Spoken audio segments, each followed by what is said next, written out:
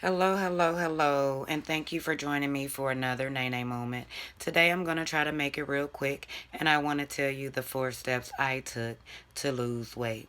Okay, first I would like to start off with forgiveness. Yes, forgiveness plays a big deal. When you do not forgive, what I realized it played a lot on my stomach issues. It played a lot with me just being so overwhelmed or feeling less than to the point to where I just wasn't being mindful of what I put in my mouth. Um, it drained my energy and everything else like that. So once you forgive, you will not be distracted by the other person or outside entities keeping you happy and whole to the point to where you were proactively seeking what you were seeking.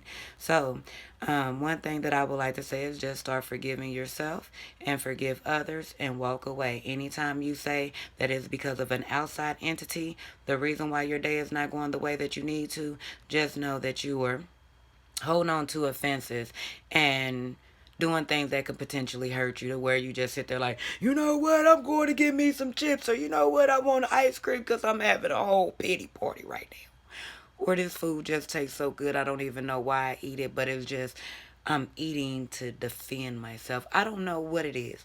But once I had got to a point to where I was not blaming you or anyone else about what was going on in Nene's life, it seemed like that I became more mindful of me.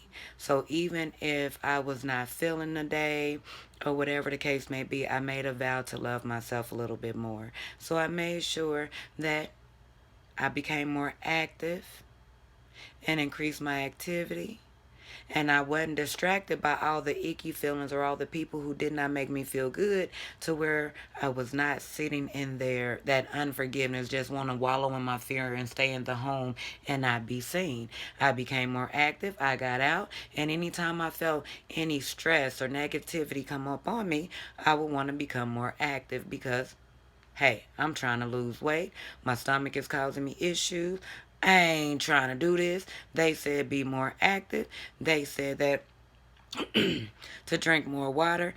And then on the spiritual level, they said that you must forgive. So you know what? I'm going to apply all these steps. Okay. So I applied the steps, became more active.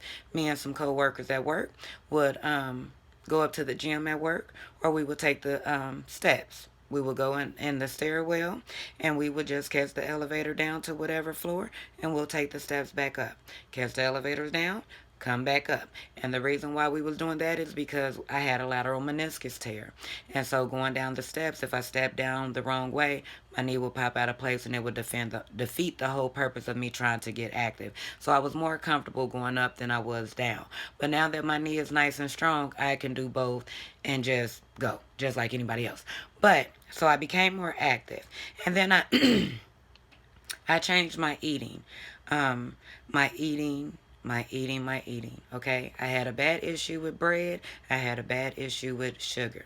Those was my weaknesses. Okay, but come to find out, those was the things that was causing me so much pain and the constipation and the discomfort in my stomach. On top of me not forgiving, I realized that whenever I would get into an argument with someone, I would feel like this pressure or this like knot in my stomach that I couldn't explain, and it would actually stay there for a day or two depending upon how severe the arguments and the conversation or the disagreement was. And so once I changed that, um, the eating and forgiving, you know, I removed the bread. First, I started removing the bread from one of my meals, which was breakfast. And then eventually, over the course of the next 2 to 3 weeks, I would remove it from another part of my day to the point to where I became more conscious of when I had bread and when I did not have bread. I would substitute, take the bread off of sandwiches and ask for more lettuce. And it was actually pretty good. I substitute, instead of frying a lot of things, you will not catch me frying chicken anymore. But baking a lot of things, roasting a lot of things, just being more proactive about how I prepare my meals. I also would make sure that I eat every 2 hours, and I would make sure that I would prepare my meal. So my baked food or whatever, my dinner from the night before, I bring me my lunch, and I would have my little snacks ready. My bags of carrots, my bags of grapes, my bags of strawberries, whatever fruit. I liked it, pineapples, any type of fruit. I always had it cut up and ready to go. So when I got to that 2 hours, instead of me having oh, I got to go warm up this, or oh, let me go down to the store and grab something, it was right there to where I did not have an excuse to push it off. And I would just eat me a couple of pieces of the fruit. Remember, you're eating every 2 hours. You had a healthy breakfast. You ain't really hungry 2 hours later, but you get you a little snack. Okay, I'm good on that. Don't want no more of that. Going back to work 2 hours later, you know it's lunchtime. 2 hours, snack time. 2 hours, you should be at home eating. You should be done eating by for the day no later than 6 o'clock.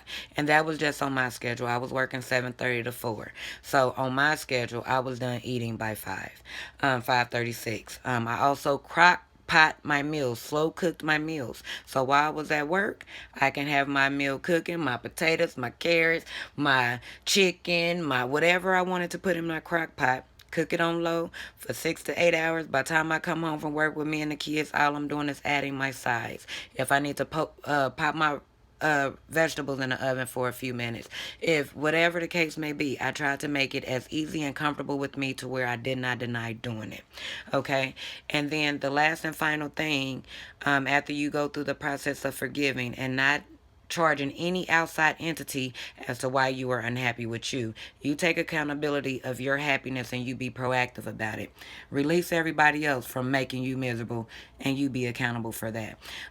Increasing activities. Park further away from the door. Take the steps up to work. Do whatever you need to do to be more active. On a daily basis, we get more than enough opportunity to become more active. So just take that step and be more active for you, okay? Eating as a lifestyle. Prepare your meals ahead of time. Bake your foods. Slow cook your meals. Roast your vegetables. Drink water. Eat every 2 hours to where you're not eating this big old gigantic meal and then you're feeling all sluggish. No, no, no. You just eat every 2 hours.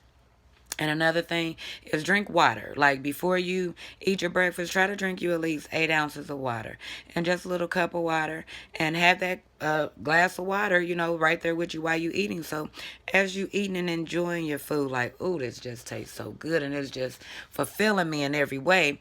Then you have your little sips. And then when you're done, be okay with leaving some leftovers on the plate. Push it to the side because in 2 hours, if you don't got no room, if you don't really want just fruit, guess what? You can go back to that meal that you didn't finish.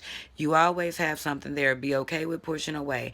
And then the final thing that pulls it all together for you, me, and the whole world is actually believing in what we are walking towards. If I say I want to lose weight, if I'm being proactive about my spiritual cleansing and releasing everybody from hurt, pain, rejection, and anything that make me feel icky, that make me don't want to be the best that I can be, then I need to push that away.